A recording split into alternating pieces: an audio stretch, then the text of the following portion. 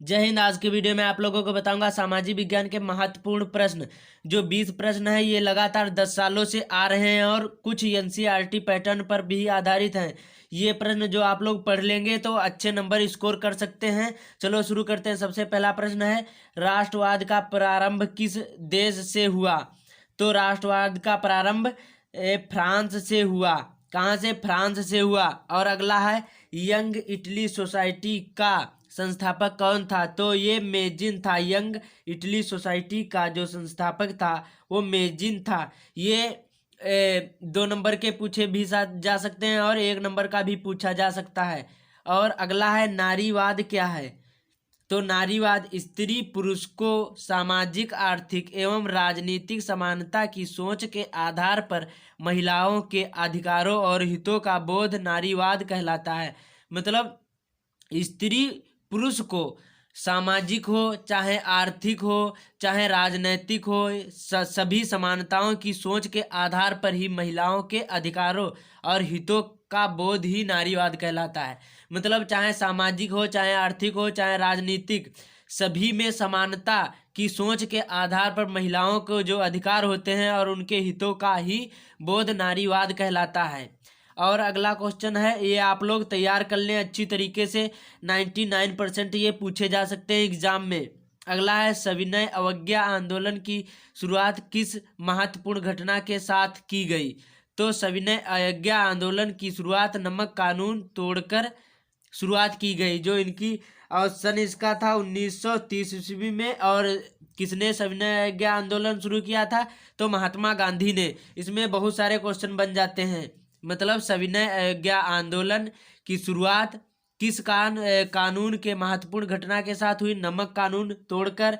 और किस सन में हुई? 1930 ईस्वी में। और सविनय अवज्ञा आंदोलन की शुरुआत किसने की?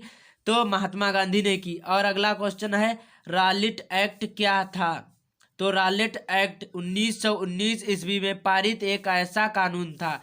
मतलब रॉलेट एक्ट एक ऐसा कानून जो 1919 ईस्वी में पारित किया गया एक ऐसा कानून था जिसमें भारतीयों पर किसी तरह के मुकदमे को चलाए बिना शंका के आधार पर गिरफ्तार कर 2 साल तक के जेल में बंद किया जा सकता था।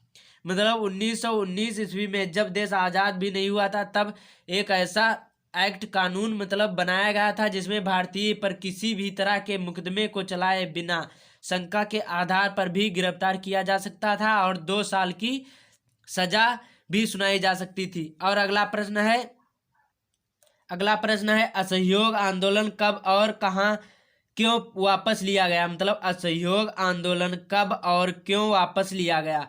तो असहयोग आंदोलन 1919 ईस्वी में चौरी चौरा की घटना के कारण वापस लिया गया।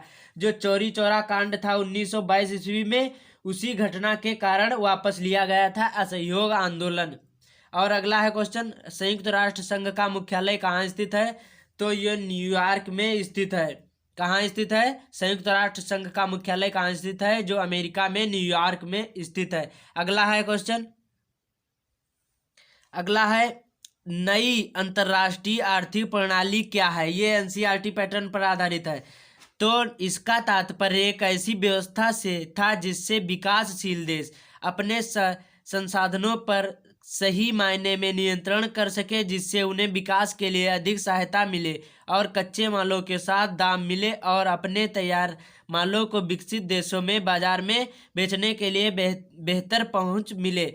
मतलब नई अंतर्राष्ट्रीय आर्थिक प्रणाली क्या तात्पर्य है? मतलब इसका तात्पर्य एक ऐसी व्यवस्था से था जिसमें विकासशील देश जैसे चीन हो गया, भारत हो गया, पाकिस्तान हो गया और श्रीलंका हो गया, ये सब विकासशील देश हैं और विकसित देश हैं। जैसे अमेरिका, जापान और ये सभी और इंग्लैंड, ये सभी विकसित देश हैं। तो मतलब देश में अपने संसाधनों सही मायने पर नियंत्रण कर सके, जिससे उन्हें विकास के लिए आर्थिक सहायता मिल सके और कच्चे मालों को सही दाम पर बेचे और अपने तैयार मालों को विकसित देश जैसे अमेरिका और जापान, ऑस्ट्रेलिया इन सभी देशों में बाजारों में बेचने के लिए बेहतर पहुंच मिले। इसी को अंतर्राष्ट्रीय आर्थिक प्रणाली कही गई।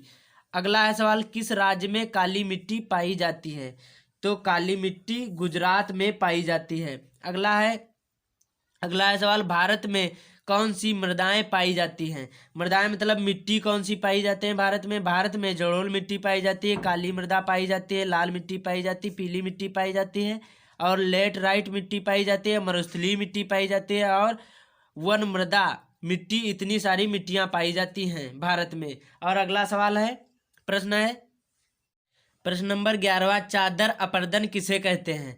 कई बार जल विस्तृत क्षेत्रों की ढके हुए ढाल के साथ नीचे की ओर बहता है। ऐसी स्थिति में इस क्षेत्र की ऊपरी मृदा घुलकर जल में के साथ बह जाती है, उसे ही चादर कहते हैं। मतलब चादर उसको कहते हैं जब जैसे कोई मिट्टी पहाड़ से खिसकी तो वहां से जो घास फूस सब बहकर आई, उसी मिट्टी को ही हम चादर अपर्दन कहते हैं।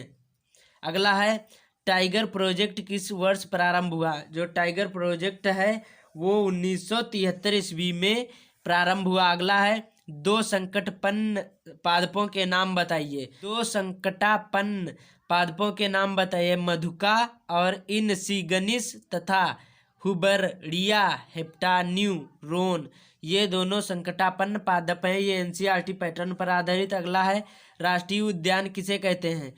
तो राष्ट्रीय उद्यान ऐसे रक्षित क्षेत्र को कहते हैं जहां वन्य प्रणाली सहित प्राकृतिक वनस्पति को एक साथ रखा जाता है। ऐसे स्थानों को सुरक्षा और प्रबंध की और सबसे अधिक ध्यान दिया जाता है। पर्यटकों को भी एक नियमित और नियंत्रित संख्या में जाने दिया जाता है, उसी को हम राष्ट्रीय उद्यान कहते हैं। मतलब राष्ट्रीय उद्यान उसे कहते हैं जो सरकार के पक्ष में होता है, वही सब देखते भालते हैं और वन प्राणियों को वनस्पति में एक साथ रखा जाता है, सुरक्षा भी प्रबंध किया जाता है सरकार द्वारा और पर्यटकों को भी नियमित और नियंत्रित संख्या में भेजा जाता है, उसी को हम राष्ट्रीय उद्यान कहते हैं। अगला है, सरदार सरोवर बांध कहाँ और किस नदी में पर बना है? तो सरदार सरोवर बांध गुजरात राज्य में नर्मदा नदी पर बना हुआ है। और अगला सवाल है, अगला प्रश्न है, भारत की रोपड़ फसलों के नाम लिखिए। तो भारत में चाय, काफी, रबड़, गन्ना, केला, ये सभी आदि रोपड़ फसलों में आते हैं। और रबी फसलों में जैसे गेहूं और सरसों और मटरी, मटरा आदि आते हैं। और खरीफ की फसलों में धान आते हैं, मुख्य फसल होती है। और अगला सवाल है, प्रश्न है, भारत में कृषि क्षेत्र की समस्याएं लिखिए। तो ये बहुत सारा प्रश्न बहुत 5 नंबर का बन सकता है, ये पूछा जा सकता है। तो भारत में कृषि हजारों साल से की जा रही है। भारत में कृषि की बिछड़ेपन के लिए निम्नलिखित कारण भूमिका है। इनको आपको विस्तार पूर्वक भी लिख देना है और जैसे शॉर्टकट में पूछा जाए तो शॉर्टकट में लिख देना है, नहीं तो ये हेडिंगों को आप हेडिंग बनाकर और इसके बारे में लिख सकते हैं। भूमि में उपजाऊ शक्ति का ह्रास, मृदा अपरदन और खेती के पुराने उपकरण तथा ढंग और खेतों का छोटा आकार, सिंचाई सुविधाओं का अभाव। इस प्रकार से इनको हेडिंग करके ज़्यादा प्रश्न बड़ा लंबा उत्तर बना सकते हैं। इसके लिए ये 5 नंबर का पूछा जा सकता है। भारत में कृषि क्षेत्र की समस्याएं लिखिए। ये एनसीईआरटी पैटर्न पर भी आधारित है। अगला है प्रश्न, मुंबई हराई प्रसिद्ध है। तो तेल शोधन के लिए मुंबई हराई प्रसिद्ध है, कारखानों के लिए प्रसिद्ध है। तेल शोधन कारखानों के लिए प्रसिद्ध है। अगला है प्रश्न, जन संचार के साधन कौन कौन है? तो जन संचार के साधन, ये बहुत बड़ा भी प्रश्न पूछ लिया जा सकता है 5 नंबर का। इसमें आते हैं जन संचार के साधन में रेडियो, दूरदर्शन, डाक तार, इंटरनेट, चलचित्र, समाचार पत्र, टेलीफोन और आदि, यही सब आप लोग लिख दें। अगला प्रश्न है, वैध सरकार से आप क्या समझते हैं? वह सरकार जो जनता द्वारा चुनी जाती है उसी को ही हम वैध सरकार कहते हैं। वह सरकार जो जनता द्वारा चुनी जाए उसी को ही हम वैध सरकार कहते हैं। वीडियो कैसा लगा आप लोग कमेंट में ज़रूर बताइएगा और ऐसे ही वीडियो देखने के लिए हमारे चैनल को सब्सक्राइब करके बेल आइकन को प्रेस कर दें, जिससे कोई मैं वीडियो अपलोड करूं तुरंत आप तक पहुंचे। जय हिंद, वंदे मातरम। मिलते अगले वीडियो में। कोई भी डाउट हो आप लोग कमेंट में ज़रूर पूछ